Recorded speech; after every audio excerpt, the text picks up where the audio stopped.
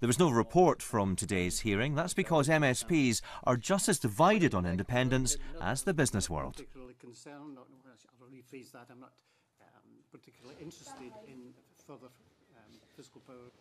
Well, I'm joined in the studio by the Chief Executive of the pro-independence group Business of Scotland, Gordon MacIntyre-Kemp, and from London by Labour's business spokesperson, Ian Murray, who's speaking for Better Together. Well, Gordon MacIntyre-Kemp, before we get on to the more general issues, I just wanted to ask you about something more specific. There have been reports in some of the newspapers, like the Express, I believe the Financial Times, the Telegraph over the past few days, that Standard Life may be about to say that it considers that independence has great risks for Scotland. They're making an announcement early in the morning. We don't know if it's exactly about that. The Express newspaper suggesting they could even leave Scotland if there's a yes vote. That sort of development must be a bit worrying for you. I think that sort of development was actually very worrying pre the devolution referendum as well, when roughly about 100% of businesses seemed to say that devolution would be bad for business. There was a poll. But what I mean is Standard Life say they will actually leave? What I'm saying is we've heard it all before, and I believe actually Standard Life was one of the ones that was supposed to leave if we voted for devolution as well. There was a poll in Scotland on Sunday in '97, just before the referendum, which said that 76% of big businesses thought that a yes vote for devolution would actually damage the economy. We were told that businesses would leave then. They didn't. And in fact, almost everybody in Scotland agrees that devolution's been very, very good for business. So if Standard Life should say that they either see great risks or make a flat statement that they intend to leave in the event of a yes vote, you would see this as another version of bluster? Well, what I would say is that they may come to decisions along those lines. It's not a clever decision. It would cost an awful lot of money, a lot of upheaval, etc. I can't see it working for them. But we'll wait and see what they actually say before I can actually comment on it. All right, Ian Murray? Well, I'm disappointed that Gordon MacIntyre-Kemp's so complacent about one of the biggest employers in my constituency potentially threatening to leave. I believe RBS results are out tomorrow as well, and it'll be interesting to see what they say in terms of the independence debate. But what's quite clear... Hang on, I thought RBS, I think I'm right in saying, and I'm sure Gordon MacIntyre-Kemp will correct me if I'm wrong, but I think they've already said, haven't they, that they would adapt to whatever happens. Yes, they've said it. Well, let's just see what things... We're speculating, and you're speculating yourself what Standard Life might say tomorrow, but it's quite clear Standard Life have 98% of their customers in England. They can't possibly sustain being in Scotland with a different currency, potentially, no lender of last resort, potentially.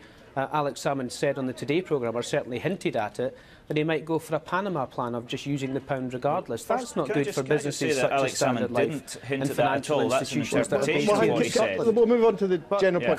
Gordon MacIntyre-Kemp, the specific worry that Standard Life and presumably others have, given the business they're in, is that there are tax exemptions on pensions in the UK. And that seems to be what's worrying them, that in an independent Scotland there may or may not be similar tax exemptions. I think the Scottish Government says there would be, but they're not entirely sure there would be, or at least Standard Life isn't. What we're talking about here, I mean, Ian's just said with a different currency and no central bank and all these sort of things. That's quite interesting because all that uncertainty has actually been created by the Westminster Government as a political manoeuvre to try and win the referendum campaign. So if the UK Government says that the Scottish people need to know precisely what will happen on currency, then shouldn't they also be letting businesses know precisely what will happen as well? And I think there's an awful lot of uncertainty over the EU, for instance. If we vote no after the next election, there's a likelihood of an in-out of the EU referendum, and Scotland's likely to vote to stay in. The rest of the UK is likely to vote to stay out, according to the polls, or to leave, and therefore I think there's no guarantee of even staying in the EU afterwards. So there's uncertainty with a no vote as well.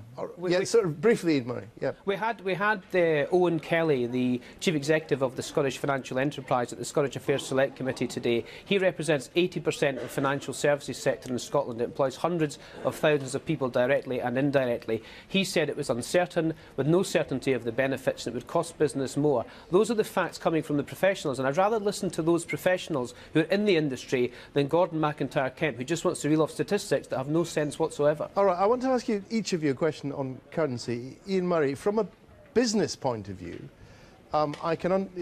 whatever the reasons are for the three main unionist parties taking this position of no currency union, from the point of view of Scottish business, don't you think it would be rather better if some door was left open to some form of negotiation? Because if I'm a business here, and I believe that it would be good for Scotland to stay in the pound no matter what happens, I would be thinking, well, why just slam the door in my face? Well, it's not been slammed, the door hasn't been slammed in that sense, Gordon. We've had evidence from the Governor of the Bank of England. We've had the analysis done by the Permanent Secretary of the Treasury, non-partisan analysis, I have to say. And what they've said is that the SNP have essentially ruled out using the euro for the very same reasons and very same concerns that the UK government currently have and the Treasury and the Bank of England currently have about a currency union within the UK. Well, yes, but again, if I were a business worried about this, I would say to you, look, I hear what you're saying and I understand all the political arguments, but as a business, it would suit us in Scotland if the door wasn't being slammed shut, no matter what the merits of the reasons are. It would be better if it wasn't.